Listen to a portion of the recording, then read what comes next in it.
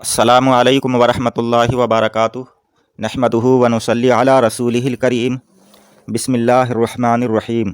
یہ بہت ہی نصیحت آمیز واقعہ ہے۔ اس واقعہ کو آپ حضرات غور سے سنیں اور مکمل سنیں۔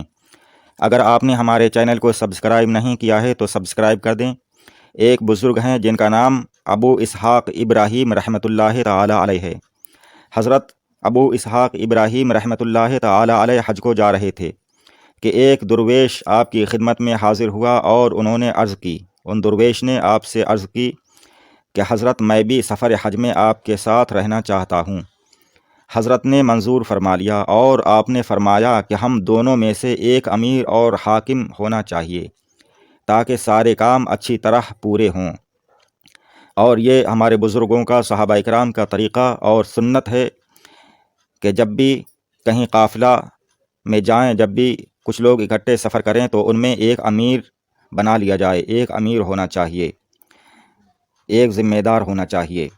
حضرت ابراہیم رحمۃ اللہ تعالی علیہ نے اس سے فرمایا کہ ہم میں ایک امیر ہونا چاہیے۔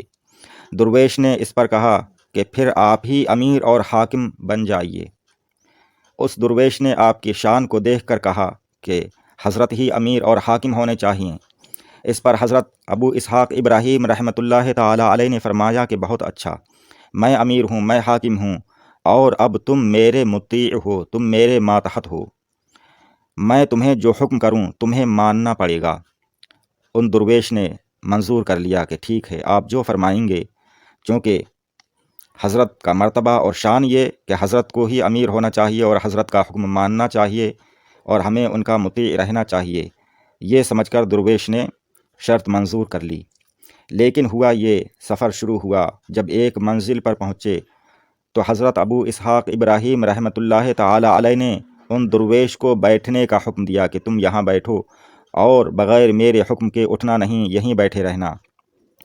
انہیں بٹھا کر اور خود پانی لینے کے لیے چلے گئے۔ پانی لا کر پھر لکڑیاں اکٹھی کرنے لگے، کیونکہ آگ جلانا تھی یا کھانا وانا وغیرہ کچھ بنانا تھا، اور پھر آگ جلائی۔ اسی طرح سے سفر جاری رہا، سفر ہوتا رہا۔ ہر روز کا یہی معمول، جو بھی کام ہوتا آپ خود کرتے اور درویش کو بیٹھے رہنے کا حکم دیتے، اور وہ درویش جب عرض کرتا کہ مجھے بھی کوئی کام کرنے دیجئے تو آپ فرماتے کہ شرط ہو چکی ہے کہ میں امیر اور حاکم ہوں اور تم میرے مطیع ہو، تم میرے ماتحت ہو، میں حکم دوں گا، تمہیں حکم ماننا ہوگا۔ سفر جاری رہا۔ ایک رات کہیں قیام کیا تو رات میں بارش ہونے لگی، تو حضرت ابو اسحاق ابراہیم رحمۃ اللہ تعالی علیہ نے اپنا لباس، جو کہ چادر تھی، چادر اوڑھے ہوئے تھے، اس چادر کو اتار کر اس پر سایہ کیا اور دونوں کناروں کو دونوں ہاتھوں سے پکڑ کر اس پر سایہ کیے رہے تاکہ وہ بارش سے محفوظ رہے۔ وہ درویش یہ دیکھ کر بڑا شرمندہ ہوا، مگر از روئے شرط بول نہ سکا۔ صبح ہوئی تو وہ درویش بولا کہ حضرت آج میں امیر بنوں گا۔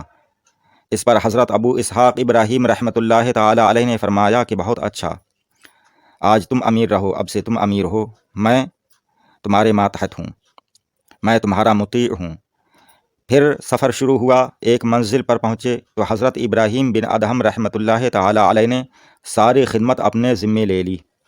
اس پر درویش نے کہا کہ میرے فرمان کے خلاف کچھ نہ کیجیے، تو حضرت ابراہیم رحمۃ اللہ تعالی علیہ نے فرمایا کہ نافرمانی تو یہ ہے کہ امیر و حاکم کو اپنی خدمت کے لیے کہا جائے اور اپنی خدمت کرائی جائے، مطیع کے ہوتے ہوئے امیر و حاکم کو کسی تکلیف کرنے کی کیا ضرورت ہے۔ مکہ معظمہ تک آپ اس درویش سے یہی سلوک فرماتے رہے۔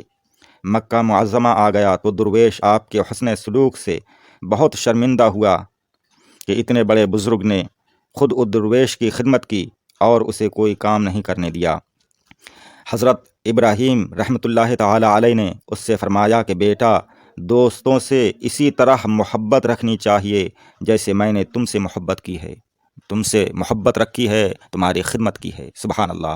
ہمارے بزرگوں کا، اللہ کے نیک بندوں کا یہی طریقہ رہا ہے کہ وہ اپنے ماتحتوں کی بھی خدمت کرتے تھے، ان کا خیال رکھتے تھے اور ان کی خدمت کیا کرتے تھے، انہیں کبھی کسی پریشانی میں مبتلا دیکھ نہیں پاتے تھے، خود پریشانی اٹھاتے تھے، انہیں آرام دیا کرتے تھے، خدا کے نیک بندے ہر حال میں خدمت خلق کو اپنائے رہتے ہیں اور ان کے دل میں کبھی غرور اور تکبر پیدا نہیں ہوتا۔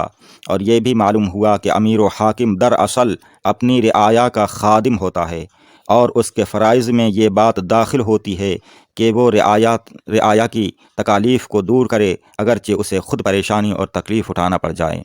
آپ حضرات ہمارے چینل کو سبسکرائب کریں۔ السلام علیکم، خدا حافظ۔